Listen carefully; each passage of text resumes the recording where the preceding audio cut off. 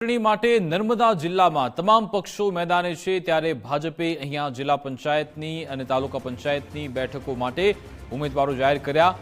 21 જિલ્લા પંચાયતની 21 અને તાલુકા પંચાયતની 101 બેઠક જાહેર કરી વિવાદના કારણે વડ્યા અને જૂના રાજની બેઠકો હજુ પણ બાકી।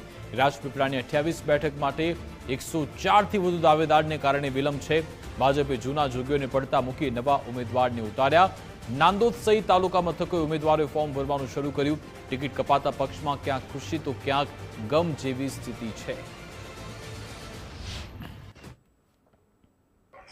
પાર્ટીએ મારા પર વિશ્વાસ મૂક્યો છે તો હું પાર્ટીનો ખૂબ ખૂબ આભાર પણ માનું છું। અને ગત સમયમાં અમે જિલ્લા પંચાયત લડેલા હતા, આરોગ્ય સમિતિની ચેરમેન હતી અને ખૂબ સારા કામગીરી અમારી ખૂબ સારી કામગીરી હતી। એ બદલ અમને ફરીવાર રિપીટ કરવામાં આવ્યા છે, એ બદલ પાર્ટીનો પણ ખૂબ ખૂબ આભાર માનું છું।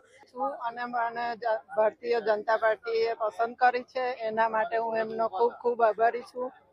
એમના માટે હું ખૂબ ખૂબ આભારી છું અને હવે અમે આગળ વિકાસના કામો ચાલુ કરીશું, ઘરે ઘરે જઈને